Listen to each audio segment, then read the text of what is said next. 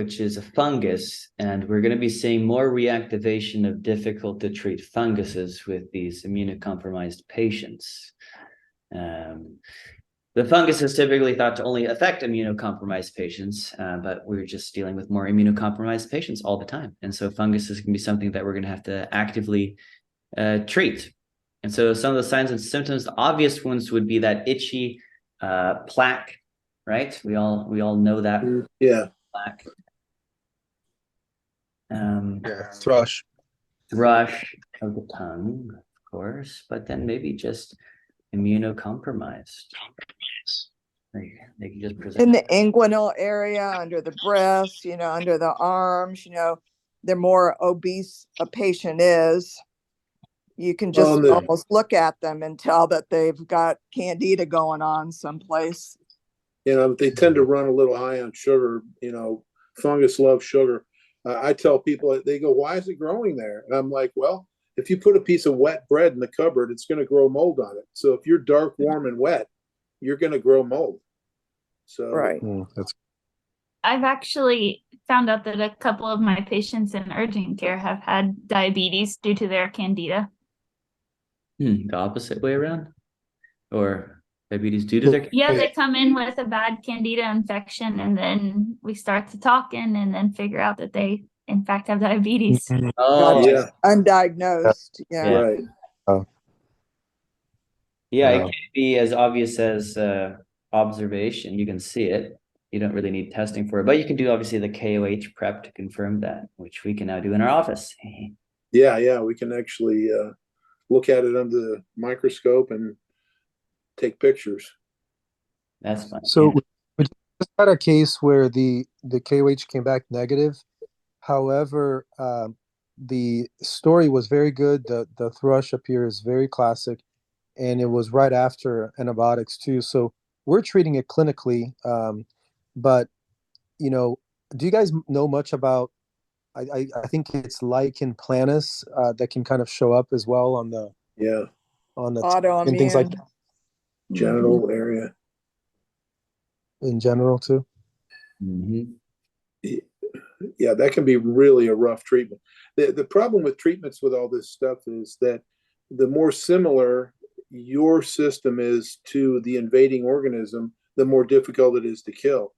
I mean, you can kill any parasite, but you may kill the host in the process. So all those treatments are very hard on you. When you get down to bacteria, they're a lot different than us, so they're a little easier to kill. Yeah. But fungus, mold, and parasites start becoming more in the animal kingdom, and it's hard to eradicate those even from your own body's immune system. Well, that's what they even say about Lyme and bacterial infections, co-infections with that. It's near impossible to totally eradicate that once a person has been infected, but with a healthy immune system, and that's where you go for, is building up the immune system, they can keep most of that bacteria at bay, so they're basically symptomatic, or they can at least manage day-to-day activities. I agree. I liked your point about the EDTA also. I mean, just doing some kind of a detox. Stefan mentioned the glutathione. You got to clean up the garbage after it's been killed. Yeah. And Tito, you mentioned a really great point there about the mindset, because we know as the mind goes, the body will follow. So, they say the number one cause of death for patients with Lyme is suicide, because they get in that spiral hopelessness. I can't do anything more than sometimes just getting up and taking a shower every day is their activity. That's all they can do. So, just being able to give them hope and change their mindset that yes, healing is possible. Yes, we need to, instead of focusing on all that negative, every symptom we have that's debilitating, redirecting them and their mindset so that, they can allow the body to do what it was designed to do, and that's heal itself. Yeah, and that's why I did want to. I know everyone's case is different and unique, but I did want to let the patient know today that, hey, just yesterday I met a lady that was going through the same thing that you said, namely that if she would do one activity, she would be paying for it for 4, 5, 6 days in bed. And that's exactly what he had said that happens with him. And I said, and now she's exercising, she's doing 3 miles a day, 5 days a week. And, you know, she's able to get out, she's functional, etc. Going through, again, these herbal treatments, right? She's not doing anything crazy. So, you know, just saying it, right? Just throwing it out there. And hopefully that does kind of give him a little bit of a glimmer of hope. Going back to the immune system, again, I'm so new at all of this that I just don't know if it even is like a drop in the bucket or what. But what about these straight immune booster compounds like astragalus, right? Elderberry, all these things that supposedly are just up and sort of turn on the immune system sort of surveillance mechanisms. Are those helpful, or are they just like, you know, just little drops in the bucket for something like you know, the scale of what we're talking about? Personally, I think they can be helpful, but you also have to be careful, because if one of the underlying issues is allergy, and you kick up eosinophil function or mast cell degranulation because of your stimulating the immune system, I mean, you could potentially make it worse. Symptomatically, right?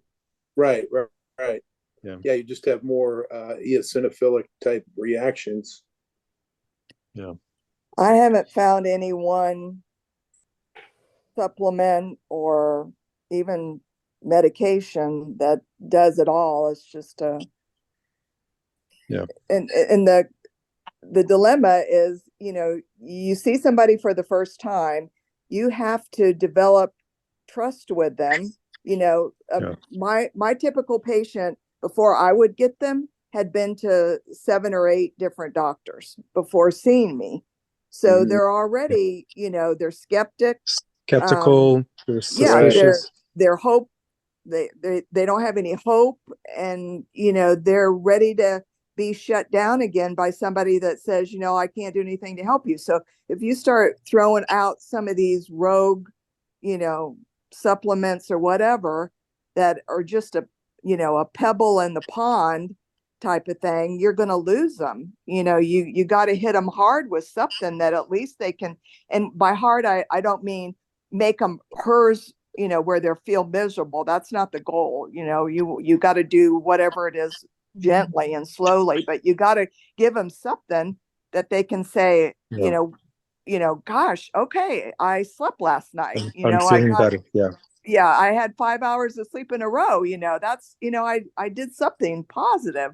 So if you can't give them something that's, you know, going to give them hope and make them feel a little bit better, you know, then they're not going to hang with you. They'll be off to the next doctor. Yeah, that's why I love IV ozone. Yeah. Use that for the fungus? Yeah. Everything. Ozone will kill everything. Mycotoxins, bacteria, fungi, everything. Good. I see Jake Ames joined us here. Jake Ames, you have... thank you. I just finally I learned how to use the video here. Okay. Okay. Well, you have anything to chime in about the fungus treatment here?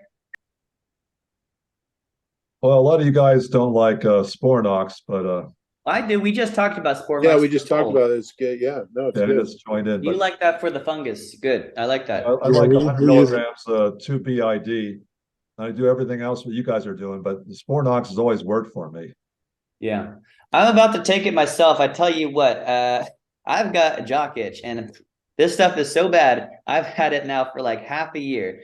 And so I bought Sporanox. I got it from Canada, really cheap, the brand stuff. They're going to ship it to me. I'm going to try it out because, man, I've done everything. I've done the topical Lugol's iodine, clotrimazole. I've been doing really good about the red light therapy. It's getting a little bit better, but it's still there. What about chlorine dioxide? I haven't got into that yet. Okay. Well, I still like the chlorine dioxide. I think chlorine dioxide works really well, but I like the Diamond G4's products turpentine, and you can do one teaspoon a day, but you got to work up to that because it can be pretty heavy. Have you tried pretty well? Plus, you can use that topically, but if you use it every day, it can dry out your skin and get a rash. Yes. Yeah. Have you tried Ginseng Violet? No, Just paint it on. Oh, I there. haven't tried that. No. Yeah, that's what we used to do back in the day with kids. We just paint their paint their with it. tongue. Right. Nursing babies. Yeah. Paint their tongue. But I actually think the Spornox is going to help you. I hope so. But you got to use a higher dose. You got to use 2 BID. Yeah, I will. Friend, the duration of that might be prolonged. You think a week will do it, or more longer? Yeah, I think a week or 10 days. Yeah, at least. Well, let us know, Stefan. You know, I will. let the group know.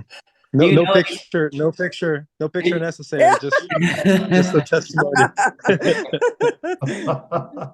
any side effects I should be aware of for Sporanox? Well, long-term liver side effects, but I don't think how many side effects with 7 or 10 days. No. Yeah. Okay. All right, that's good.